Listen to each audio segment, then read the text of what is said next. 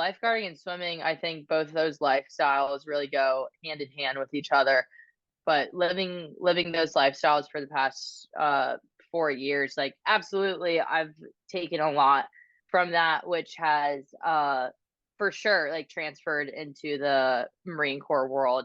Being able to remain calm under pressure, and that was a huge one for lifeguarding. Like you might run into a terrible situation where like somebody's dying, and you have to be able to be that person when everybody else is freaking out to just keep things level headed. Like you can't be the person who is about now freaking out with everybody else, because then like that situation, it's not going to work. Like you have to have the ability to be calm under pressure, have a level head, and then just being on a team.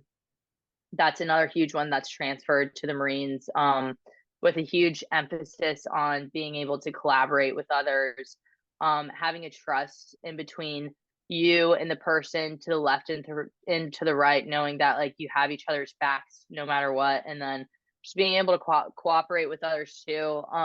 That all has it's kind of weird how much it parallels to the Marine Corps. Like those things really like they really line up, and I'm really grateful for the life that I got to experience the past 4 years, because I do think you find a lot of these similarities, and you do have a feeling of like you've kind of been here before, but now you just get to refine these skills a little bit more.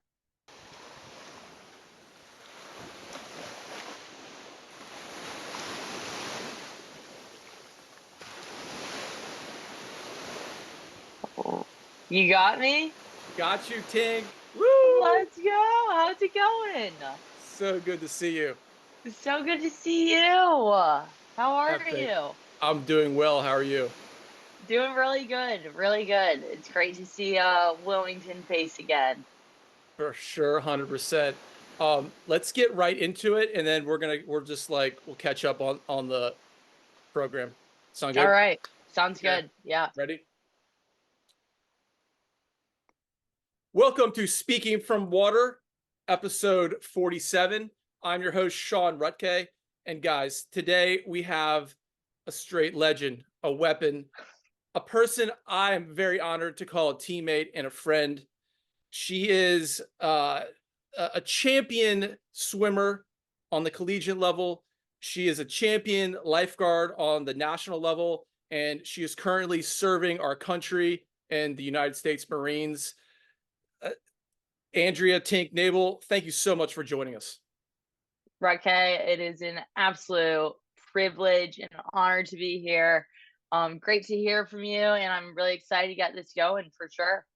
Yeah, and look, like the last time we really hung out, we were walking on our way to the victory celebration in Virginia Beach at Nationals. We had just crushed it. Our team, Wrightsville Beach Ocean Rescue, came in first in the nation. It was a great honor to compete with you and everybody there. And I was like, Tink, you just graduated. What's up next for you? Not expecting you to say this, but you said, I'm joining the United States Marine Corps. And since then, you've done it. You've gone through basic training, and I want to start there before we go into your past and your history, because I'm super interested to see what you or hear what you've done since we left off. So again, welcome and thank you dearly. Yeah, for sure. So, like you said, kind of towards the back half of summer, that's when things started to pick up. So I kind of started with the whole Marine Corps journey is around November, my senior year in college, where I kind of made this decision that yeah, I wanted to join the Marines. I wanted to get a commission to become an officer in the Marine Corps. My dad has been in the Marines for over 30 years now. He's still active duty.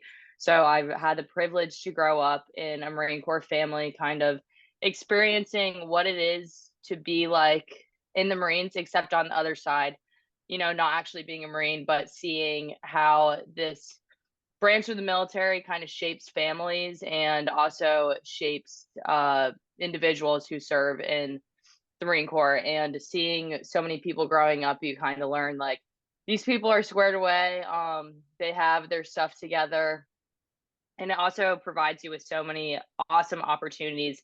And what I did learn about myself in college was that I knew I wasn't going to be happy behind a desk. That wasn't going to fulfill me with any kind of accomplishment, but that's just how I am as an individual. I know that works for other people, but I knew that about myself. And so that's what it kind of clicked for me my senior year. I never thought I was going to do it because when I grew up, I hated moving around every 2 or 3 years. I just didn't like having to start all over and make brand new friends. But the older that I did get, the more I developed a sense of appreciation for this kind of lifestyle, because it was something that so many people don't get to experience, but it gave me so much more perspective on life and kind of how to handle situations. But so yeah, my senior year just kind of clicked, and I was like, you know what? I'm gonna do it. I don't know if I'll like it, but hey, I'm young. I have so much life ahead of me. I might as well just give it a shot and see what happens. So this past summer, I found out around July that I got accepted to officer candidate school. And this is essentially the first step to earning your commission as an officer in the Marine Corps. And it's a 10-week program. It's pretty much where you are stripped of your civilian habits and ways, and they break you down. And then you're built up with the Marine Corps mindset. So you're really hammered into the Marine Corps' values, honor, courage, commitment, like how you apply those. We were taught like basic tactical skills. And then eventually, after you get through this 10-week program, you earn your commission as a Marine Corps officer. And it was one of the best days ever when I finally graduated, because OCS, it's 10 weeks. 10 weeks doesn't seem like a long time, but when you're at a place such as that, time really drags on. And the biggest thing that really just kept me going in that place was your support system. And one of my biggest support systems was Wrightsville Beach Ocean Rescue. And every single time I got mail, somebody from WBOR sent me a letter, and it didn't matter who it was or what the letter said, but just knowing that I had this giant network behind me supporting me, easy. It was easy to get through it with a support network such as that. And then right after OCS, you did it, you got your commission, then you go to the basic school. And both of these are at Quantico, Virginia. So right now I'm about halfway through the basic school. And this is it's a 7-month long course, essentially where the newly commissioned officers are indoctrinated into the Marine Corps. And it's a school that is designed to develop leaders. So what makes it unique is that it teaches leadership through constant practical application in the classroom. And then once we learn these applications, we take what we learned and then we go out to the field for like a week. And we apply everything that we learned, and we get to use it and test these skills in the field. Which it can be fun, but it can also get a little challenging depending on what human factors you face, such as like weather, food, hygiene, stuff as that. But it's really unique compared to other branches, because the basic school is where the Marine Corps trains every officer how to be a infantry rifle platoon commander. So what makes that unique, it doesn't really matter what route you take after TBS. You might become a logistics officer or a communications officer, and you're not necessarily going to be doing infantry stuff, but you still have the capability to go and lead a infantry platoon if you had to do that. So that's what really kind of sets it apart from other branches. And that's where I'm at right now. I'm about halfway through that school, and I'm set to graduate the end of June. So just keep on trucking down that path right now. Incredible. So incredible. And having worked with you, having competed with you and trained with you, like, you are one of the most gritty people I've ever been around. Like, your work ethic is super tough. All the people that we know would say the same thing. Now, when you first got into the when you drove in, when your dad dropped you off, I assume for that first day, like, were you nervous? And then what did you find about yourself that you didn't already know? Yeah, so the first day of officer candidate school, I drove myself there. I drove from Raleigh, North Carolina, to Quantico, and the first day, man, I really didn't know what to expect.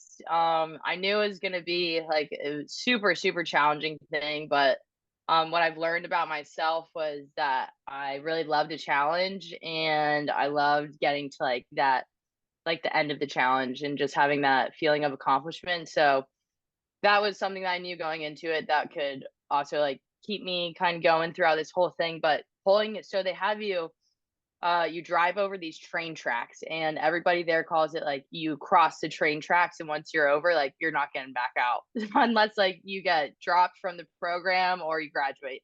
So I drive over the train tracks, and then some people take a bus to OCS. So I drive past a bus and then you're already seeing they called us candidates. So you see these candidates getting off the bus. They're already getting yelled at, and I'm just driving my car like, oh, like this is really it's happening. And then they like point you into a parking spot. You get out of your car, you grab your stuff. You're like, let's go. Like they're already like, you know, kind of yelling at you. And I was automatically like right off the bat, like overwhelmed. But the biggest thing that like your recruiter tells you, and so much advice that I got prior to going into it was it's a giant game and you just have to play the game really, because you if you go into it and you let like really little things like they single you out or they yell at you for something, like it's really no big deal. You just have to, it's like it's their job, that's what they're supposed to do, and you kind of have to look at it through that lens and just know that it's a game. And something that I learned about myself there, that I don't really think I knew about myself in the real world was just you can't let your emotions really take over at times during high stress. And yes, like prior to going there, I've been in high stress situations, but really nothing like what they kind of put you through there. And very early on, I learned that you have to be able to detach, like take what you're feeling. Like you can be so overwhelmed, like, but you can't let that affect like your judgment. You can't let yourself get foggy, and that's when you just kind of have to take like what you're feeling and just throw it away, like deal with it later, and like face what you're facing head on, and you just go through it with a clear mind. And learning how to detach from your emotions was huge, and it was a big key going through the program there. And how did you learn that? Did you develop that yourself, or did your dad teach you some methods, or what were the methods? Yeah, so pretty early on, um maybe like the second or third week at OCS, we were issued our M16s. And I've never really dealt with weapons before in my life. Like I went duck hunting once, but like I've never really been into shooting or anything. So I didn't really know how to work a weapon. And we were learning how to like load a magazine in and kind of what to do if you get a weapon malfunction.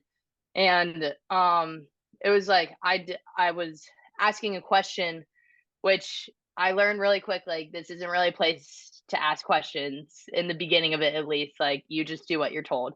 And I did something wrong, like I took out the magazine when I wasn't supposed to or something. And my staff sergeant saw, like got really, really mad at me, started yelling at me. And this was like the first time that I was really like singled out and like really called out for something. And I totally broke down. Like I couldn't control my emotions. I got really, really flustered. She made me face the wall and like stare at a wall for a little bit. And I just was like, couldn't get control of my emotions. And then my platoon commander came over, and she actually was the one who told me, she's like, hey, when things like this happen, like you can't let your emotions take over. You can't let people see you like that. Like if something's upsetting you, you take that. push it away. You can deal with it in a couple hours, like when you're going to bed or when you have downtime. But when it's happening to you right now, like you don't let that control you. Like you're so much bigger than that. And that's like when it kind of clicked. And this was kind of in the beginning of it too. And it's like she's so right because there's so many things that aren't as big as doing a like, messing up putting a magazine in or something, and it's something so much more serious, but you can't let those emotions really affect your judgment or what your decision making is. Thank you so much for sharing that, because I know everyone listening probably has parts in their life where they can look back and maybe future instances where they can use that information and For handle sure. stress. Yeah. So you're a water person to the core. How Mhm. did you deal with not having your pool time, your swim time, your beach time? Tell us about that. I love that you asked that because that was like the biggest struggle that I had. Still going through it right now because I'm so landlocked, and it really did not hit me how much that bothered me until I was like a couple weeks in. And then you really think it's like, oh my gosh, like for years I've seen the ocean at least like once or twice a week. And then in the summer, every single day, like you make it a point to get to the ocean because like for me, like I'll get in the ocean, like I'm me, like I feel at peace, nothing can touch me right now. Like, and then going to the middle of Virginia, and it's like, whoa, like there's no ocean around here. I'm not swimming every day. And so that was really weird because I've swam competitively for 16 years. And when I was done this past February, with swimming competitively, I still had ocean rescue to do PT every morning with people, like maybe go to a master's practice. Like swimming was still very constant for me all the way up until I started the Marine Corps journey. And it was tough. Like it's still tough. But the really cool thing is that I have found like ocean people here. And it was really interesting to me because you find these people who also have like a very strong connection and respect for the ocean, and you kind of gravitate towards these people, which was nuts to me because I met like other ocean rescue Marines who like were from Delaware or South Carolina, and it just like kind of pops up in a conversation, and then you're like, oh, like so you've been a comp, like you understand this and this and this, and then like some people like they're gonna drive to Virginia Beach this weekend because they needed the salt water. So it's really cool to meet other people who have such like they understand like that connection to the ocean. And it was really bizarre to me that like we found each other, like the ocean people found each other without even knowing really before. And but I thought that was so special because like there were people that you don't really get it, like you're not an ocean person, you're a mountain person or like a city person, but then like your ocean people, and that I thought was like one of the coolest things ever. So tribal, so Yeah, incredible. for sure. So do you have a pool there, or I would think that would be part of the training, swimming, is it not? Yeah, so they actually have different levels of like swim qualifications. We've only done our basic swim qual, but essentially like what these tests kind of look like is you're in your full camis, your boots are on, and you jump off a high dive, like kind of work your way to the other side of the pool. Another exercise that you put on a weighted vest and a Kevlar, which is like a helmet, like the bulletproof helmet, and then you get a fake rifle, and you have to go underwater and be able to take off all your gear under 10 seconds. And then you have to be able to kick like an assault pack, which is kind of like it looks like a backpack. You just kick that to the other side of the pool. So really, that's the only extent that we have gotten. But the longer that you stay in, the more if you wanted to advance to like an advanced swim instructor and teach those classes, you could. So it really just depends on if you are interested in that stuff. You absolutely have the opportunity to go do that. It's called McQuist, so you can be McQuist certified. And that's something I'm definitely interested in. I just don't have the time to do it right now, but down the road, I'd love to do that. And when they called you to go do that, were you just like super stoked? Super, super excited, and, like, a lot of my friends I've made, they know, like, that I was a swimmer, I love the ocean, I did ocean rescue, so they're just like, "Oh, like, this is her thing, like, it'll be fun for her," and everybody else kinda hates, like, getting in the pool, but it's definitely, like it's where I thrive, so I had a lot of fun doing that. What's that facility look like? So the pool that we went to right now, the basic school that's on Camp Barrett. And that's where we live, where we do all of our work, and field exercises. And they have a gym there, Raymer Hall, and they have a pool, they have a pool at the gym. It's nothing fancy or anything, but just like a really deep pool in order to get training done. But nothing crazy really. Sick. So you're from Emerald Isle, right? Yes.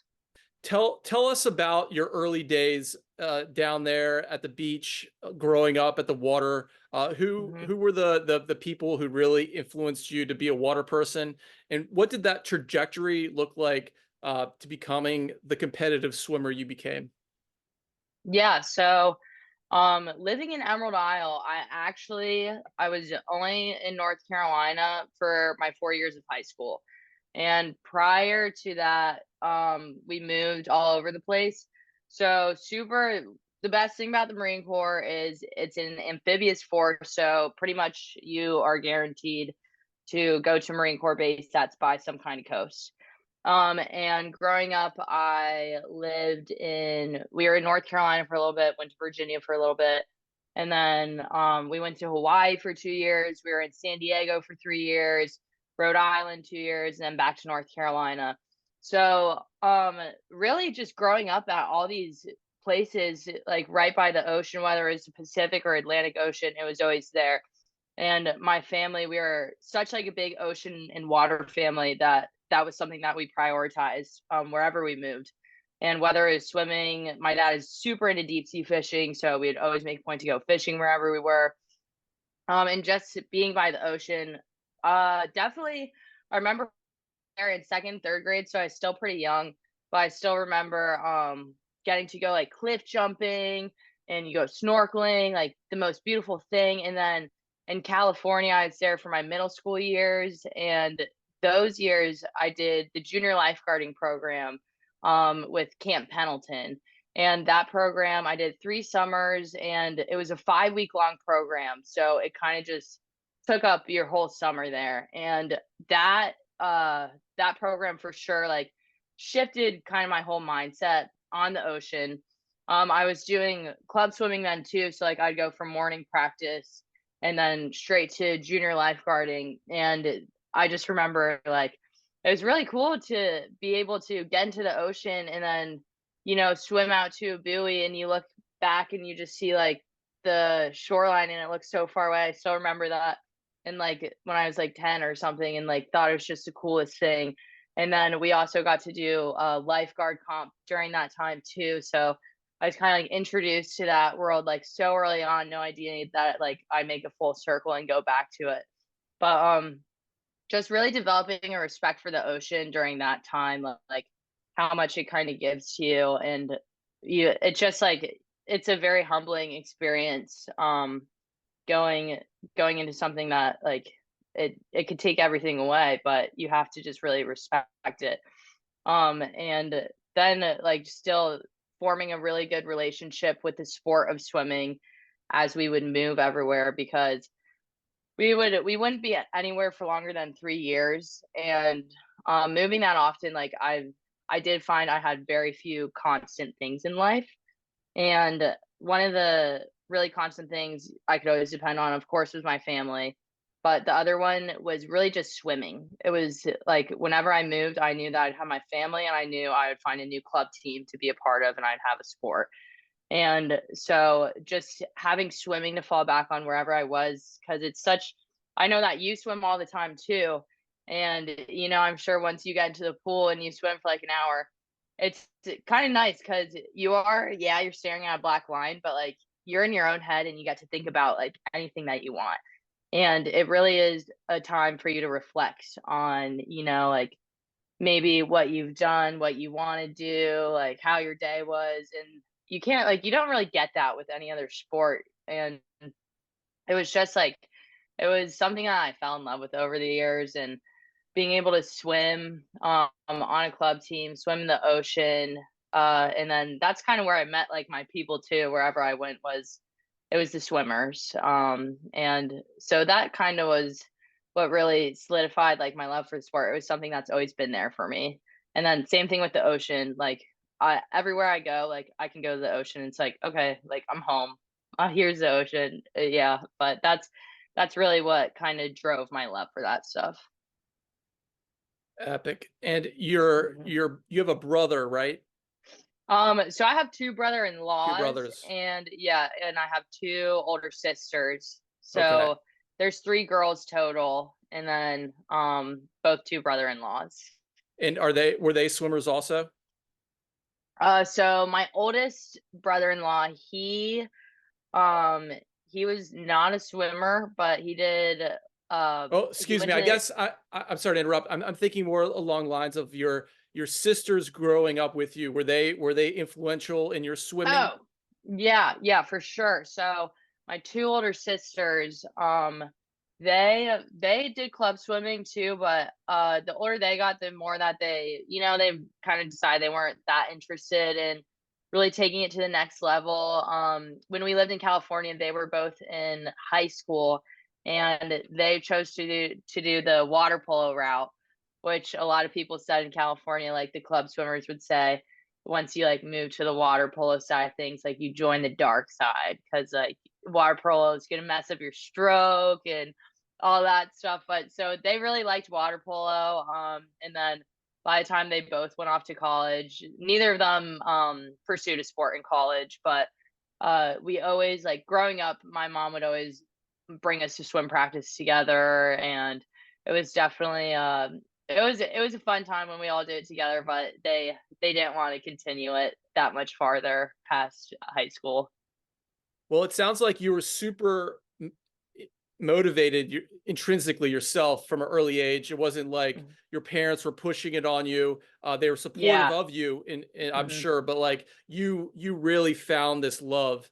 And just to hone it down, it sounds like the love is all about the thing it does to the mind, swimming, For as far sure. as For bringing sure. you to a place of reflection and then accomplishment when it's done. And I think that's just such the most beautiful thing about the swimming. Even as an old man, Definitely. as I am today, that I find that same joy.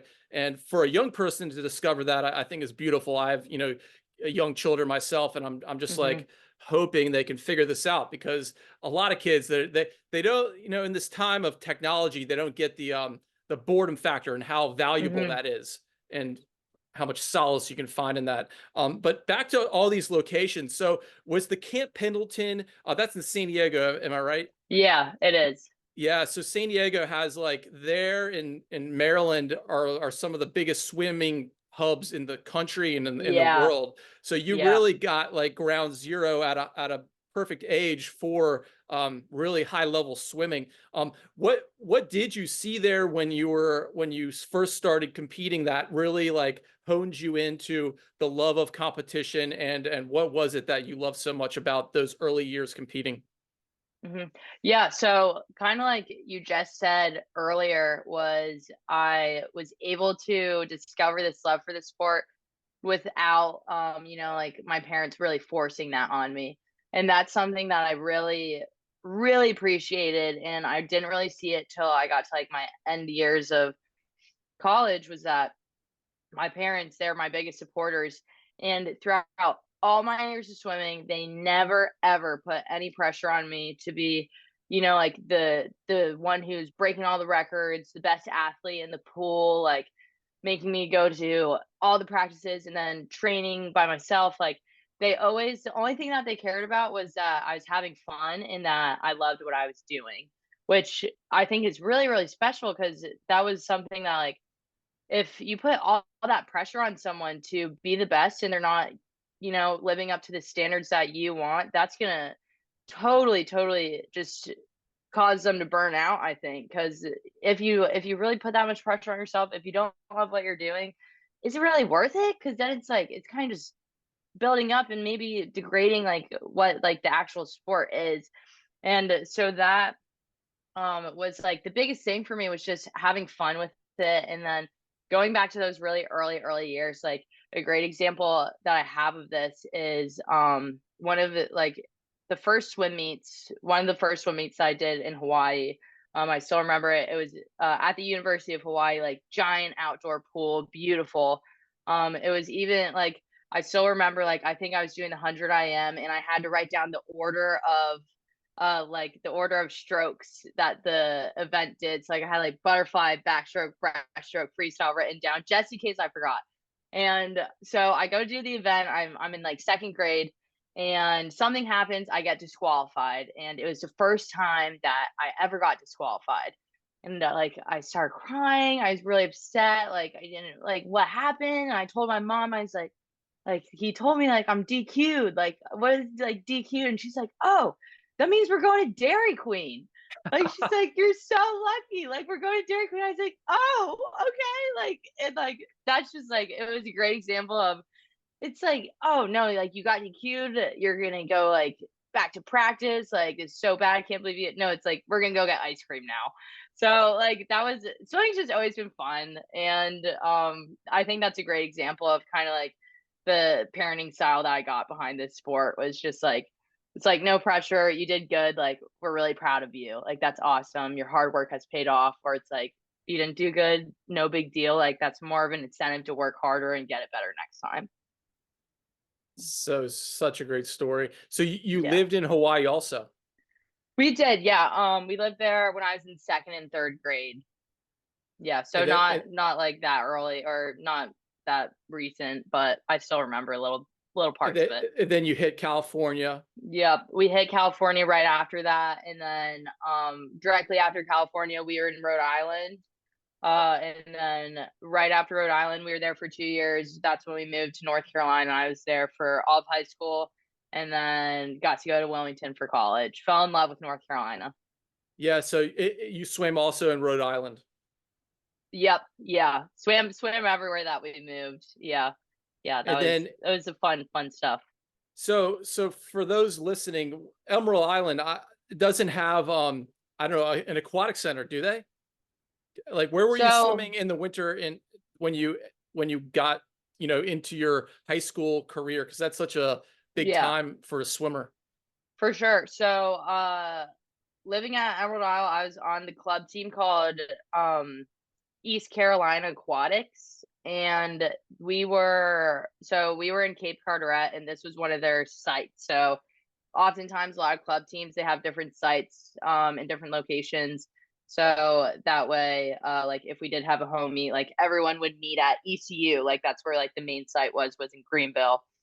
So one of their sites was in Cape Carteret, and that's where Emerald Isle is. It's part of Cape Carteret County, and they had different indoor pools. We had two indoor pools that we'd go to, one in Morehead City, and then which is about 30 minutes away from Emerald Isle, and then there's one right in Cape Carteret, like 5 minutes away from Emerald Isle. So we had flip flop pools that we would go to, and sometimes too, like if it was in the summer, we would get to do like open water practices because it is like it's such like a coastal Carolina town. You might as well take advantage of that, and that was something that I really got into too in high school was doing the open water races. And because I just loved being in the ocean, so it was right up my alley. And yeah, but mostly just like indoor pools at gyms and stuff, nothing crazy. So your dad was stationed at Camp Lejeune. He was, yeah, for those 4 years he was at Camp Lejeune. And then when I went off to college, my parents officially became empty nesters, and they moved up around here to Alexandria. He worked at the Pentagon for 2 years. And then directly after that, they were back at Camp Lejeune for 2 years. And just this past summer, they moved back out to Camp Pendleton. So right now they're in San Diego. Sick. So Yeah. I'd like to know when did UNCW get on your radar as the place you wanted to spend your swimming career? Because I'm sure you You came in hot. You had a lot of credentials behind you with your times. You probably could have gone to a lot of places. What made UNC Wilmington the place you wanted to be? Yeah, so this one's kind of an interesting story. I've just talked about how much swimming has done for me and how much I loved it.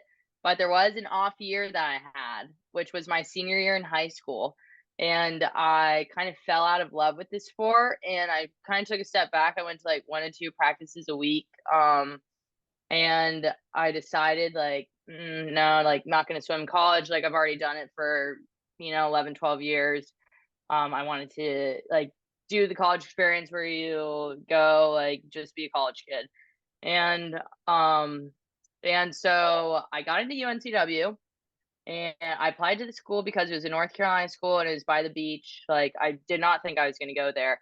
And I texted one of my club coaches who coached me my sophomore year in high school and then he ended up moving to Raleigh for a different job opportunity, but he had a giant impact on me. His name was Brandon Hicks and he swam for UNCW and he also did WVOR for a couple summers. So like he's told me about like his experiences at UNCW, like how much he's loved it. So I texted him when I got in. It's like, hey, like just got to UNCW, like go Seahawks. Like didn't know if I was gonna go there or not. And he texted me back. He's like, hey, like that's awesome. Are you thinking about swimming there? And I was like, oh, like no way. Like I'm not really into swimming anymore. Like just want to let you know. And he's like, okay, well, I think that like it's right up your alley and you would love it. Like one of the coaches there right now, I swam with in college. Like, let me just see like if you could like go on a trip. And I was like, okay, like sure. And so then like a week later, I'm going on my one and only recruiting trip. And I go to UNCW and it was I think like a 48-hour visit. I wasn't there for long, but I had so much fun. Like it was I like had the best weekend ever. I felt like I was like, these are my people. And like Wilmington's so cool and the beach is right there. And like when I was leaving, I was like, oh my gosh, like I don't even want to leave. Like I had a blast and I met like so many of my friends I had all throughout college and I still talk to today. Like I met them on that trip. And then like a week later, I got a call from the coach and like they happened to have a spot open up and like they're like, do you want to be on a team? I was like, heck yeah. So like, and then I committed. And like I got to be on a team. And like it was it was awesome. It was totally awesome. And the really fun thing too was like my times that I had in high school, they didn't really meet the standard. Like they were close, but like they're nothing like amazing, and all throughout college, like it was really awesome because I got to see like all like the hard work kind of pay off throughout the years and I shaved off a bunch of time from high school, which was awesome. But it was awesome. Like it was such a God thing. I think like I got really, really lucky with how the circumstances were. And I really have Brandon Hicks to thank for that because without him, like I really wouldn't have pursued that path. And I don't even know if I would have gone to UNCW. But he single-handedly changed like the whole trajectory of my life and forever like I'm forever grateful for him. And that kind of just taught me that one person they can change your whole life if they really care about you and they see something in you. And very, very important and special to me. Well, I know Brandon Hicks. Hmm. That's an incredible story. It sounds like he was your true guardian angel there For sure. in Yeah. guiding you. Um, just to follow back a little bit, what was it at the end of your senior year about swimming that kind of got you down on it? So it was we got a new coach because it was the coach who took over Brandon's spot. And um there's sometimes you don't really click with the coach. Nothing against him, but our personalities didn't really mesh. Like my drive for the sport just kind of just like dwindled out. And I didn't really have a spark for it anymore. But looking back on that, I'm super grateful for having that kind of like plateau in my swimming career because taking that break off kind of allowed me when I got to UNCW, it was like, okay, I'm ready to go. Like I'm ready to crush this because it's been like I felt like it's been so long since like I've really been into it, and like I felt like I had so much to give because I did, take that break, and that really gave me like fuel to the fire. And a lot of times when you do a Division 1 sport, it doesn't matter what the sport is, um you kind of there's people who come into the sport and they've been taking the sport so seriously for so long that that might eventually lead to burnout, which unfortunately like I've seen it like a couple times, cuz like maybe they were doing like morning practices like doubles every single day of the week in high school. And in my opinion, like that's awesome. That's really cool. Like if that's what you want to do, go for it, do it. Like you have like that capability and you're in that headspace to do it. But for me personally, like that I had that I wouldn't have enjoyed that if I did that in high school. And so that kind of allowed me when I got to college, I was ready to like commit myself to that D1 lifestyle where all you really do is, like eat, sleep, breathe, swim. And so I really enjoyed it, but I was lucky. I was lucky to have that weird break, and cuz it was the perfect thing for me. It might have not been the perfect thing for the other person who's doing doubles all the time in high school, like that's what they do. But it was the perfect situation for me, I think. Well, you've gone on to see a lot of successful people in collegiate Definitely. swimming. And their stories. Is that a hallmark of them? Like, it's because swimming is so hard. If you grind and grind Mhm. and grind, you eventually break. And if you're doing it early, it's almost like you can't do it later. And um, so how does that work? Like, do you see a lot of people who can just keep grinding, or Mhm. is the hallmark of the individual who's really successful at the later stages is one that kind of like has fun early, then goes on to take it super seriously? Or like, what have you seen? Yeah, so I think when it comes down to that stuff, it totally depends on the person. It's swimming, like you said, it is such like it's a grueling sport. You have to be willing to dedicate like all not all your time, but a lot of time into this sport. And it's not even you're dedicating time like, okay, 2 hours out of the day to practice and like I'm good. No, you have to dedicate time to I'm going to bed tonight at 8 o'clock because I have practice in 8 hours and I need to get like my full 8 hours so my body can recover. And you have to dedicate to, okay, I'm going to eat right, like because what you're putting into your body is fueling you for your next 2 3 hour practice. So, you just kind of you have to think about these things, but it totally depends on the person. For me personally, I think when I look at my success, um I think my biggest success was that I was able to have fun. And I think it really just comes down to that, like, yeah, having fast times or beating my own records, like that's awesome. And I loved being able to do that and seeing self improvement, because that's one of like my biggest things is being able to self improve. But one of my other biggest things is having fun. And I think when it really depends on how you measure success. So, if measuring success for you is, seeing those times, like seeing those tangible goals being accomplished, then that's that person, and that's how some people operate. But for me, it was just kind of like if I still love the sport and if I'm having fun with it, then I was successful in my eyes. So I think it really comes down to the person. Well, you went on to break records. I believe you have a 105 something in the 200 free record still holding. So guys out there listening, girls, she's got numbers on the board to prove it. Aside from the fun she's had, so it's just so incredible. Now, Tink, it's 2019 you entered UNCW or Yeah, 2020? Okay, so 2019. 2019. And had Bobby Gunturo, was he your first coach, or did you have his predecessor, or excuse me, the person before him? Yeah. So coming into UNCW, we had a different coaching staff than they have right now. I had the coach prior to Bobby for my freshman year, and we got along great. Like he was my head coach. He coached me every day. I had a good relationship with him. So as soon as COVID hit my freshman year, like that's, everyone knows, like that's when the world stopped. Our season stopped, college pretty much stopped. And this was, looking back, it was my biggest challenge. So during my 4 years, and I think it was the biggest thing that really impacted me during the sport and kind of tested what I truly wanted to do with the sport. And the biggest thing was when the season did stop and they did have that turnover with the swim team, getting a completely new coaching staff.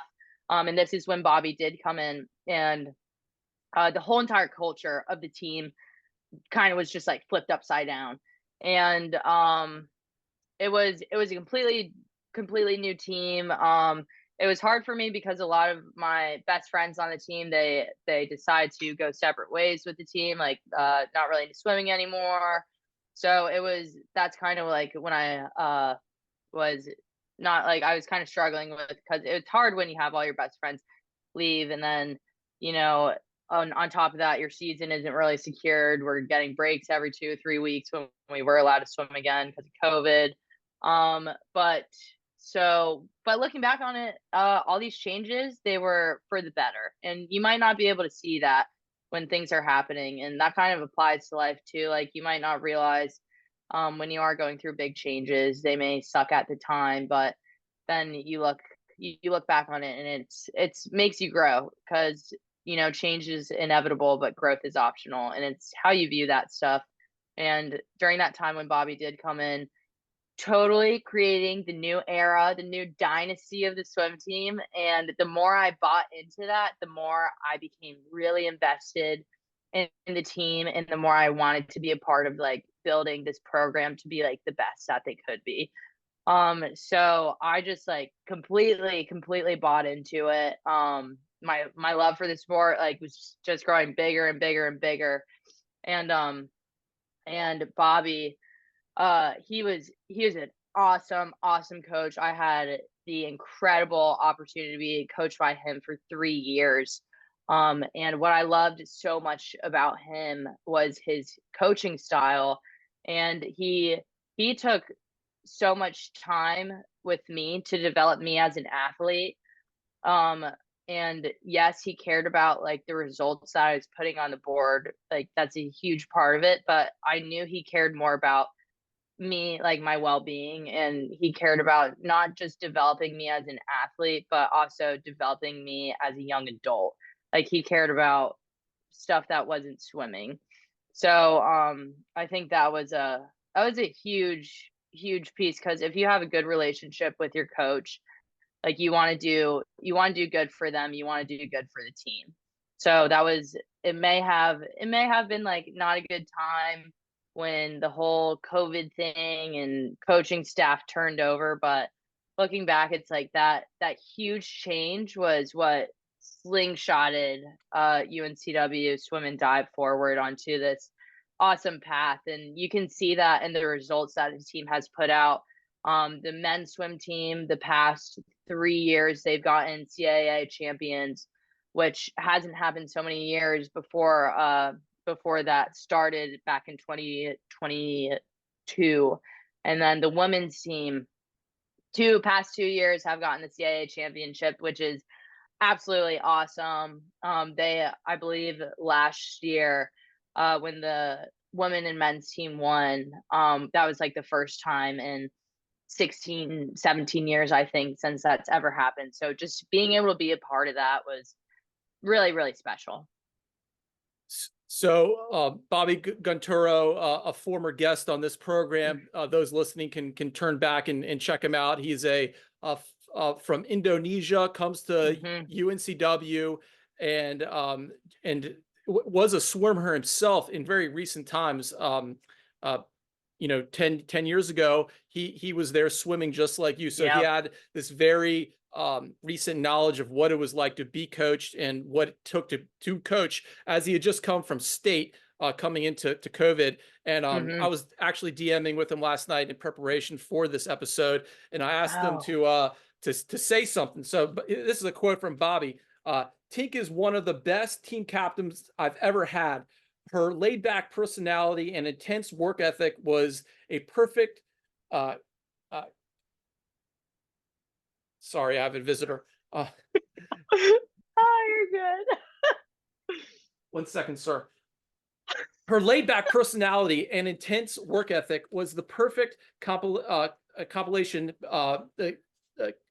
that we needed in a leader to win our first championship since 2006. And that's right. You came in with this new attitude and you brought it Hmm. forward. Now you said something a few minutes ago that really stuck, and that was the word culture. And I remember speaking with a lot of swimmers during that time in 2019, and they weren't very happy with where the culture was. Hmm. And not to disparage the previous coach or anything like that, but speak to culture and what it takes to have a positive culture in all these organizations. You know, you've been in ocean rescue, you've been in the UNCW swim team, and now in the Marine Corps. What is it with culture that gets individuals to come together and work hard Yeah. for at an So excellent level? yeah. So culture, I think, is a huge part of any organization. Specifically UNCW swimming and diving, WBOR, both of those programs had a lot of parallels in my eyes, being that they both had amazing cultures. And the culture on both these teams, it was really just a family. Um, Coming up on the pool deck, you could look around, you can go to any one of those teammates, talk to them about anything, talk to your coaches about anything. And then same thing with WBOR, showing up to work, like, you see someone, you're gonna have a great conversation with them. Like that's the really cool thing about Ocean Rescue was you have so many like-minded individuals, all with the same mindset. Everyone on that team is like they are a stud, and they have a such like a mindset that they want to pursue self-improvement. They want you to succeed just as much as the individual person. But I really think having a great culture on a team really comes from everybody investing into that program or that organization and all kind of going after the same goal. Whether for UNCW swimming and diving, you have that goal of being the CAA conference champions, and everybody there knows that their individual actions affect that success. And I think it's, are you willing to buy into that and strive for that excellence? And then, you have ocean rescue where everybody there, everybody loves to work, everyone loves to come to work. And the goal there is, you're giving back to your community, you're helping your community, you are safeguarding Wrightsville Beach. And there's something super special about that. And I think that's what kind of drives everyone there, is everyone has that passion to safeguard this beach that we call home. And then you have the Marine Corps, which everyone has, like, they have that passion to serve and to make a difference. And that's kind of the underlying culture of all these things, is people buy into the program, and just having that mindset of you do want that individual success, but you care more about the success of the person to the left and to the right of you. So I really think it comes down to being in that family, and having a culture and a bond through that, And for sure. let's speak to the winning and to the losing. When you're that is the heart of the competition, is seeing where you stack up. Can you speak to what you love most about competition?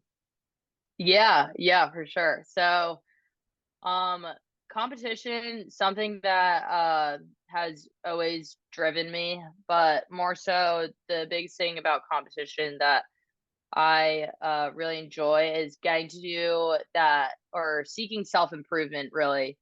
I really think that is an important value in my life, or anybody's life, is just seeking self improvement and trying to get better than you were the day before. So I think that's always kind of added the fuel to the fire for me. And something about competition that I've always loved is you kind of get to see your hard work pay off, and that's that's noted in not just the times that you get, but also how your team's doing too, because their success is greater than your success in the end, I think. And my favorite thing about competition is just having that feeling of accomplishment. And I think about it all the time. And I really feel that during lifeguard comp, I think more than anything else. And it's that feeling. I'm sure that you have felt it, but it's because Sean Ruckay is a beast and he does every single event that he can in the age groups. And it was insane. I remember the first summer that I met you, and you came to Jacksonville Beach, Florida, when we did regionals. And I went up to you, I was like, hey, like, I've heard about you, like, legend. And you lived up to legend, because every single time I looked up, you're doing some kind of event, like you're carrying a board, you're about to go do a swim, you're going to do a run, stacked up so many points. And so I think, but when I go back to that feeling of accomplishment at comp, it's that feeling when you are sitting in a beach chair and you're laying in the sun and you know that you've given everything that you've had and you just feel exhausted, but you've done your job. And it's just that feeling is awesome. And I like that's my favorite thing I think about comp, is just getting that sense of accomplishment when you've given everything you have.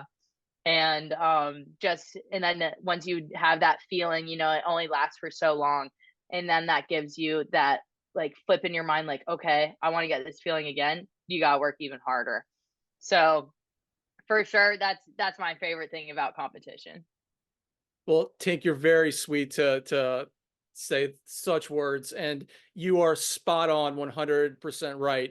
The lifeguard competition for those 2 days, you push your body to a place where you just want to go all out and put it all on the beach and leave that beach feeling like you've done everything you can possibly do, and it is an amazing thing. And I will never forget meeting you for the first time in Jacksonville. That was a very special comp because we had just gone through COVID. There had not been a comp the year before, and it was kind of like a redemption. Everyone during COVID had gone through so much, and that particular comp was very special and unique. And let's go on to the ocean rescue, because you started ocean rescue in the COVID year, the first tryout where everyone had to go individually. It wasn't a for those of you listening, Wrightsville Beach Ocean Rescue does typically a tryout where if you want to join up, you show up at the beach at 8:30 in the morning, and you got to swim around the pier about 1,500 yards down the beach, then turn and come in and run about a mile down the beach the other direction. And everyone does it in a pack, and it really separates everyone out between hard runners, hard swimmers, and it's an intense thing. But you did the first one where only new recruits were allowed to do it. You had to do it one at a time because of COVID restrictions.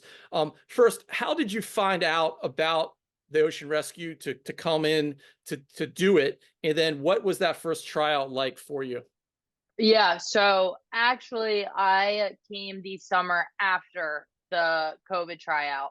But Oh, I did hear from, I had multiple friends, Avery Gamble, Jack Cosgrove, Lucy Johnson, all fantastic lifeguards from Wrightsville. They all went through the COVID tryout, and I did hear how it was an individual effort there. But so so I tried out. 2021 was your first year. Yes, 2021. And so that was, I remember, is the first tryout that was normal again for you guys since the COVID year. But I did find out about Wrightsville Beach Ocean Rescue uh actually before I went to UNCW. So it goes back to I think around 2015 or 2016, and I signed up to do the peer-to-peer swim in Wrightsville Beach. I think I was 15 or 16 years old. And so I go do the peer-to-peer swim, and while I'm there I see UNCW swim team, and it looks like they're having a lot of fun. And then I also see we were at Johnny Mercer's Pier. Great place, especially on 4th of July. But so we were at Johnny Mercer's Pier, and I remember seeing a lifeguard, and if I remember correctly, I think it was Michael Thomas. And he had the black hood on, you know, you have the big bold letters WBOR, the coolest uniforms out there for sure. And he was on the ATV right next to the pier, like moving people. And I remember seeing him, I was like, coolest uniform ever, like coolest job ever. I want to do that. And so then like the cars just lined up, and I ended up going to college there. And that was like, I think that was one of my biggest goals, was being able to join the squad. And I remember working up to that tryout. There was the documentary that was already out on Amazon Prime about you guys like joining this or making the squad. And I remember I watched that documentary like 5 times, just like studying how like you guys do the tryout, like what they're looking for and all that. Like, and I go to the beach and like practice like doing the rescues and stuff. And so I was really nervous going into the tryout, just because it was something that I wanted so bad. And then I did the tryout, and I did good. And then eventually, like, I remember the day that they're making the phone calls, and like I remember the second I got the phone call, and it was Sam Prophet calling. He's like hey, like just calling, you know, you got the job. And I was like, oh my gosh, like I'm so excited. It's like, and Sam's like, okay, like yeah, we'll see you on Monday. Like, but it was like the best. It was the best thing ever. My rookie summer was one of the best summers that I've ever had. But what I learned, like I got to do 3 summers with WBOR, and every summer it just got better and better. And it was a really special job, because this program, it holds such an immense significance within the community of not just Wrightsville Beach, but Wilmington. And I really think it goes down to, it serves as a beacon of safety and inspiration for others on the outside, kind of just looking in. This program kind of shapes individuals into becoming the best version of themselves, whether that be through physical fitness, shaping, you know, young leaders. And it's just, Wrightsville Beach Ocean Rescue, they don't only like save lives, like yes, that's the job, but they also like it really impacts the workers being a part of this community. And I know you know this firsthand too, because you've been around WR, like one of the longest people I think that I've met. Like, and it's really cool, because you take someone and you make them like a true protector of Wrightsville Beach. And there's something really powerful in that, I think. But my love for ocean rescue, like it knows no bounds. And it really goes down to the people too. It really is, it's the people that make the job. And it's the best group of people that I've ever gotten to work with. And I think that will hold true till the day that I die. But it's an awesome job. Awesome. Yeah, and just to throw more roses at WBOR, I excuse me, came to the program in 2011, and I'd been a pool manager. I'd go home every year in my 20s and manage a swimming pool with kids and teach swimming lessons. And my wife and I, Cornelia, got pregnant with Neely in 2010. And she's like, you can't go home anymore. I was like, well, I've always wanted to be a beach lifeguard. Like, she's like, well, go try out. And I pumped up a little bit, swam a little bit more. I'm like 30 years old. and I show up, and you know, there's Jeremy. He's on the beach. God Mm-hmm. bless Jeremy, and Sam, and Yeah. you know, Scott Anderson, and we do the tryout. I won my first one. It was a great, one of my greatest accomplishments. You know, this is 2011. Champion, Yeah, dude, it champion. was so sick. And I had a little bit of a triathlon background at that time, so I came in Mm-hmm. real trained up. And that was one of the best summers of my life. And you know, that I worked every day that year, and had an amazing 4th of July with stories to be told on the beach. And and you hone it down to the people, the people that Sam and Jeremy and Dave Baker uh, Mm-hmm. get into this program and qualify are some of the best individuals the universe has. And I've seen so many of these individuals go on to just do amazing things in all sorts of different careers. And Tink, you are one of the greatest that we've seen. You took Thank home you. the trophy of the excuse me, the Jeremy Owens excuse me, it's called remind me again. It was the Jeremy Owens Excellence in Public Service There we Award. go. And Mm-hmm. Jeremy took his life a few years ago during the Mm-hmm. COVID times. You weren't around during his reign, but he was one of the best, and you do epitomize everything he stood for. So yeah, thank you Well, for thank you so much. I really, really appreciate that, Raquel. yeah, and it's been great serving with you and competing with you. So roses on roses. Roses on roses, for sure, for sure. Now it's gonna be a difficult not having you around. And do you plan on eventually coming back? You know, you're a young Mhm. woman. You're in your 20s. Do you see yourself kind of going through your career and making a circle back? Is that in the cards, do you think? Yeah. So, coming into the Marines, you are right off the bat, you do a 4-year contract.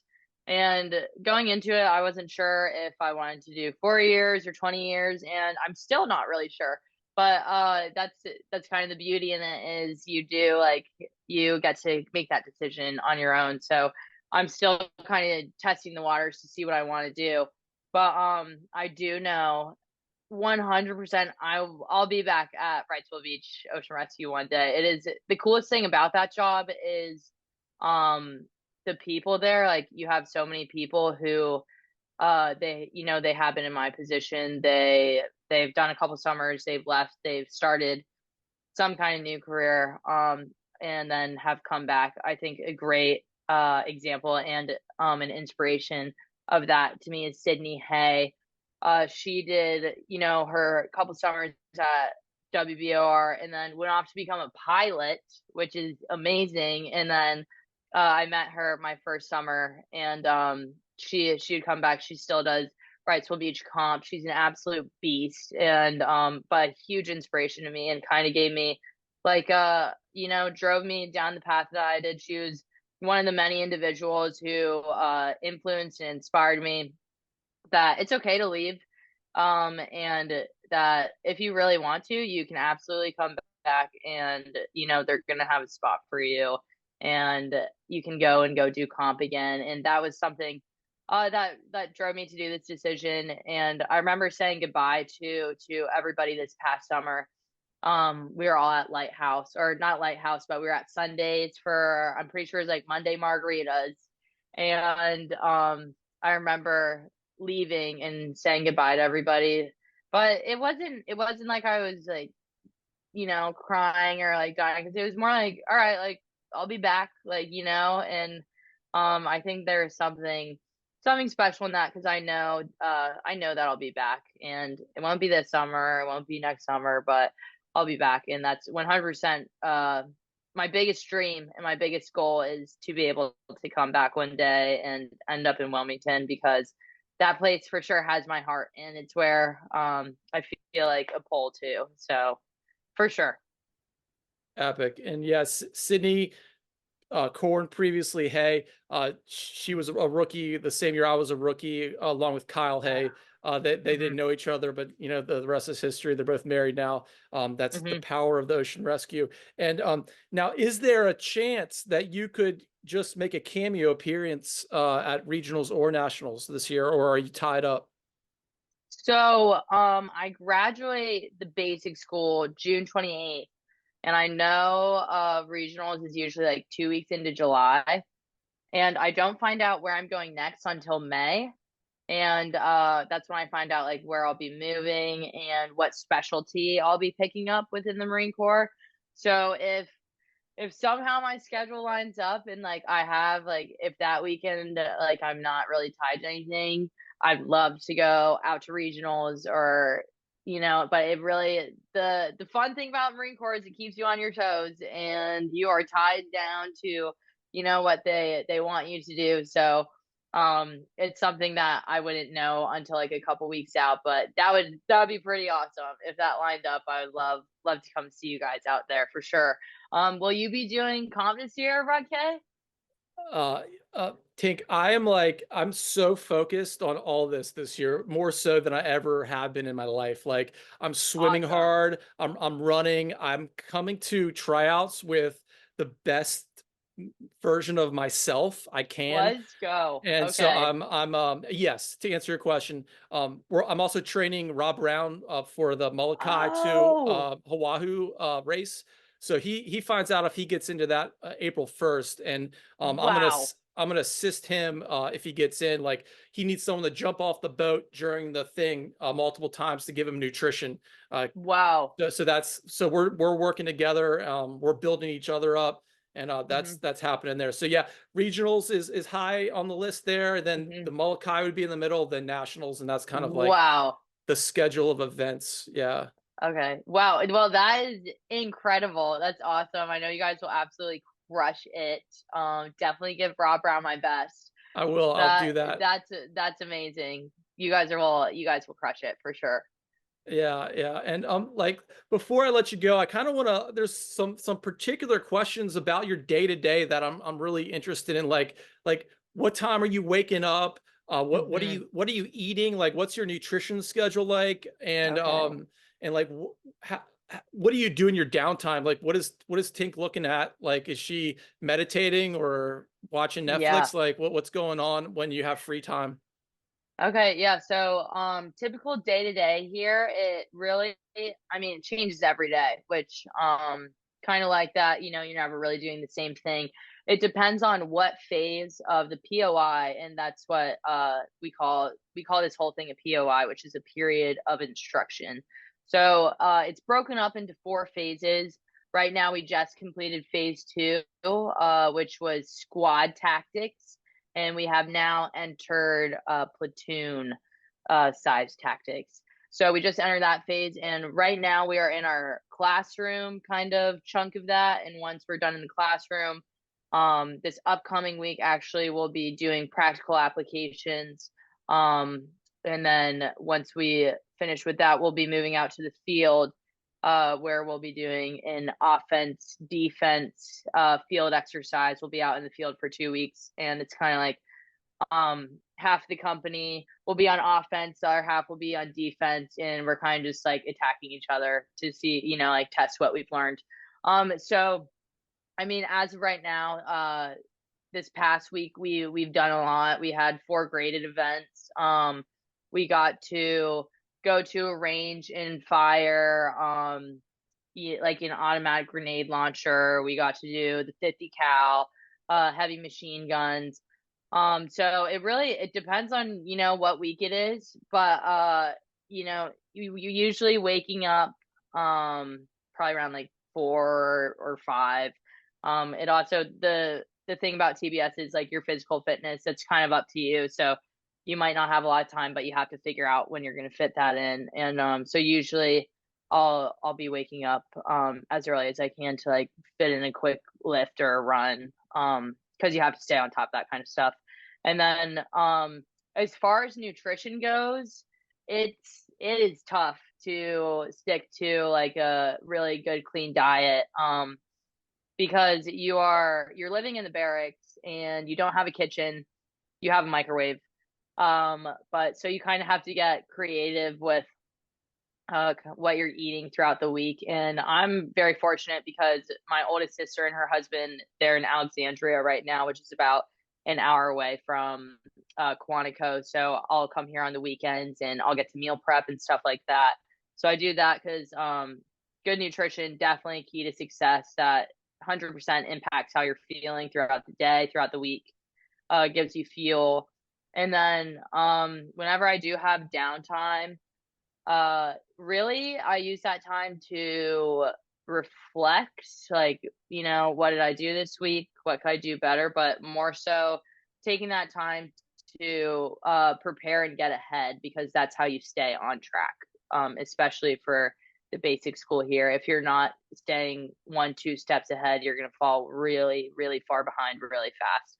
So just always being on top of my stuff, reflecting on the schedule for the week ahead. And that was a huge thing for me in college too. Was always every Sunday I'd look at my schedule and see what I had going on that week, so I could go into each day ready to tackle on, what I had to do that day. But also the biggest thing was being able to have fluidity with these plans and being able to be flexible and changing on a moment's notice. So that's definitely a huge thing too. Wow. Such great advice that I know I'm going to take from that, because Sunday preparation for the week, got to stay ahead. Mm-hmm. So there's not a mess hall that they're feeding you food, or? Yeah, so they have a mess hall on Camp Barrett, but I've never been really a fan of the mess hall. But it has great food. You have like healthy options you can get. I would rather prepare my own food. And Wow. because then you also have to spend like $8-9 every single time you go to the mess hall, and saving money with meal prepping too, for sure. So what does a Tink meal prep look like? Like, what are you making sure you're getting in your body? I'm really interested in Yeah. this. Yeah, so the biggest thing for me, my mom definitely like instilled this into my sisters and I when we were younger too. You always got to have your carb, your protein, and your greens. So a meal prep for me might look like, chicken and rice and broccoli maybe, but just always, and having like a colorful plate when you can. And then sometimes it can, like when we're out in the field for the week, like last week we were in the field from Monday to Friday, and you have to bring food that, is non-perishable. So they'll give you a ton of MREs, which are meals ready to eat, and you'll get like a brown plastic thing, and on the front it might say like spaghetti and meatballs or something. So you'll get like a main meal of spaghetti and meatballs, and the expiration date is in like 2046. So, and then like you have all these snacks, but essentially when you go to the field, like you're moving all the time. Like you could be freezing, you could be cold, like your body's working just to like kind of like survive really out there. And so you just want to get as much carbs as you can in. What I've learned out there is like you have to remember to eat, because like there are times too, like when we'll be walking for, like we're on like patrol like number 3 or something, and you've been walking for the past 7 hours in the woods, and it's like, oh my gosh, like I haven't eaten in like 5 hours, and you feel so depleted or dehydrated. So nutrition is a huge thing when you go out to the field. It's like you might not be able to, like eat your vegetables or, eat a good piece of chicken, but you have to just remember to continuously fill your body with carbs, or else like your body's going to shut down. And sometimes you unfortunately see that out in the field, people won't properly fuel their bodies, and that's when you kind of turn into like a casualty out there. And that was a huge thing that I kind of learned, is you have to stay on top of that when you're in the field and you have limited resources. Has that happened to you yet? No, I've been good about it. I have learned that I'm not a huge fan of MREs.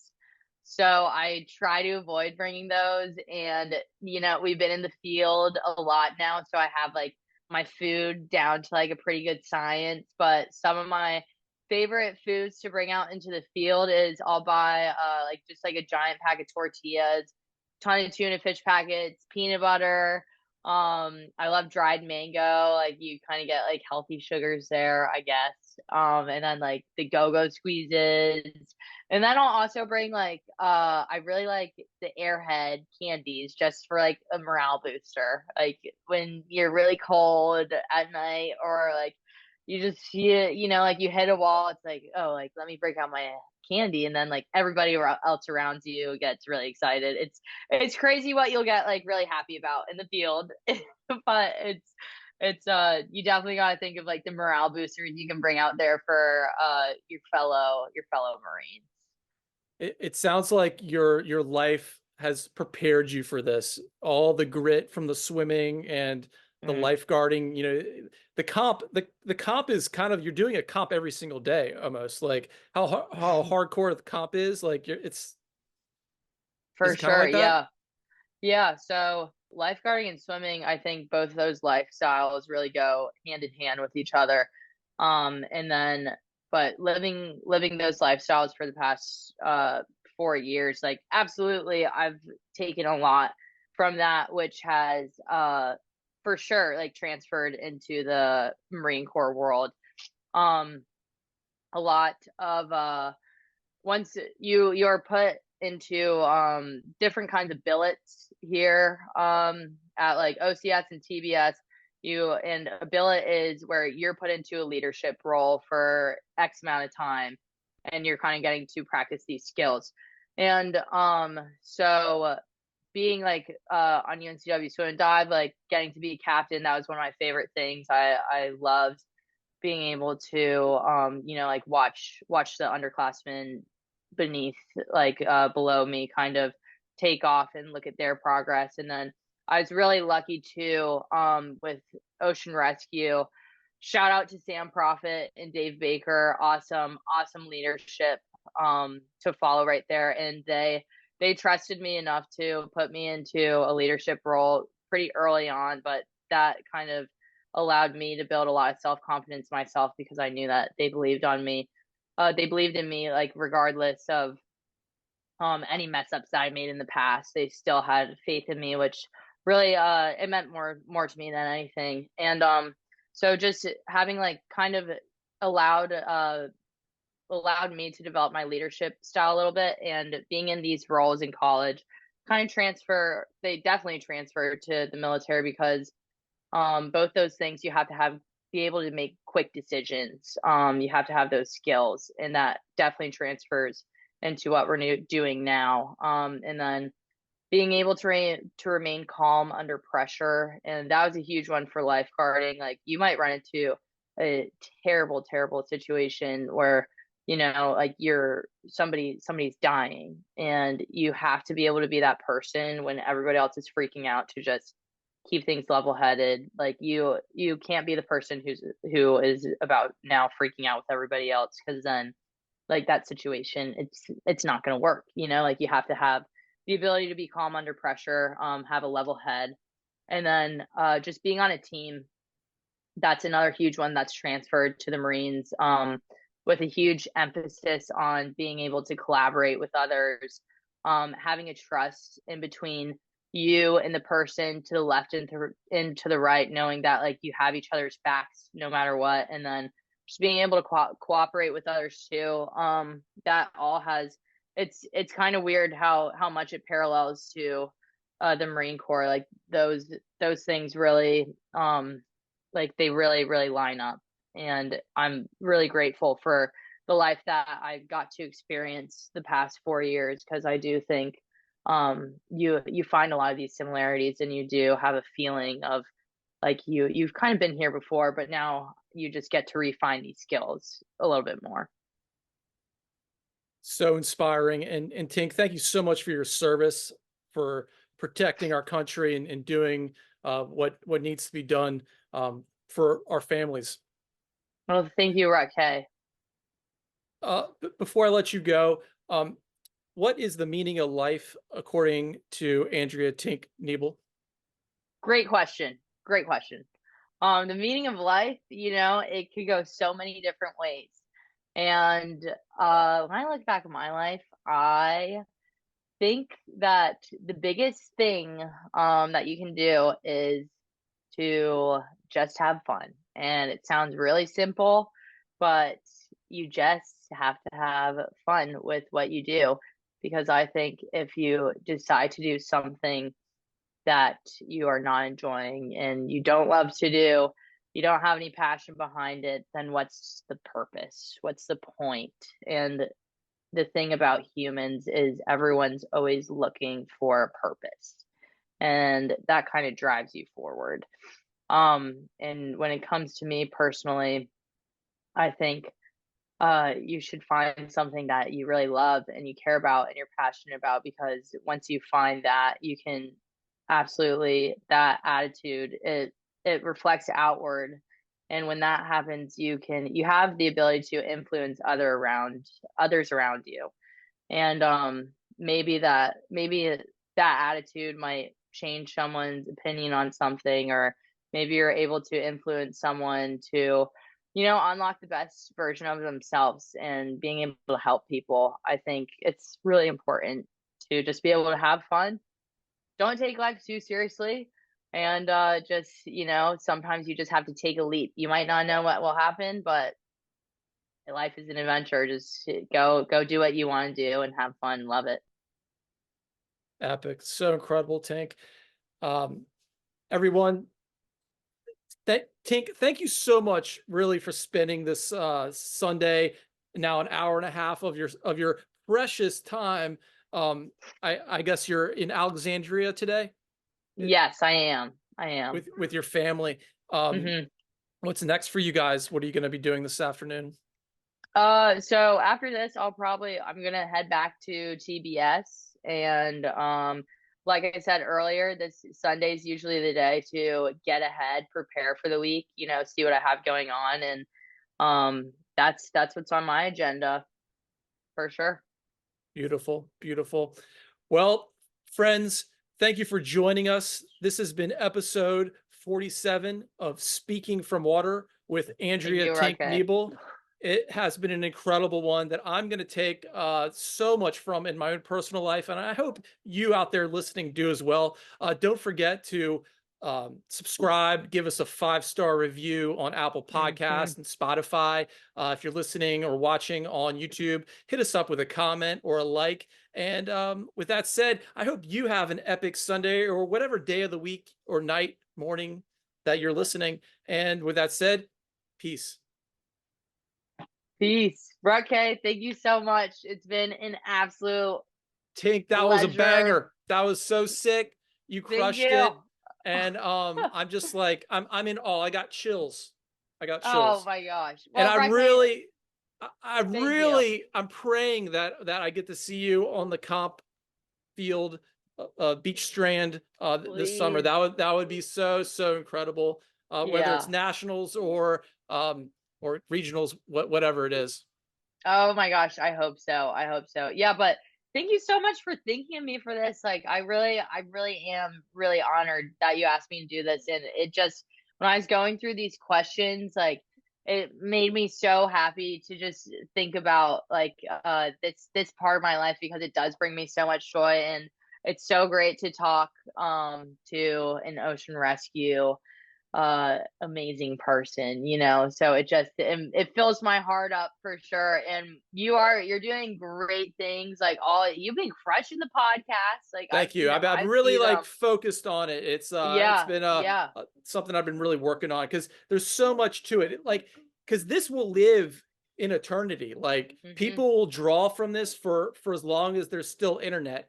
And that is that's, I think, really cool. It's what UNCW really kind of instilled in me, and I'm sure you, as being a lifelong learner, and you never stop learning, and you always just got to keep getting the information. And you are a water legend, and that's what this show is all about, is me finding the water legend and then bringing it to the people, so the people can understand the mindset of the water legend, so they can become maybe a little bit of a water legend themselves, and that's why we do this. That is awesome. Awesome. Yeah, yeah. So much respect for you, Raquel.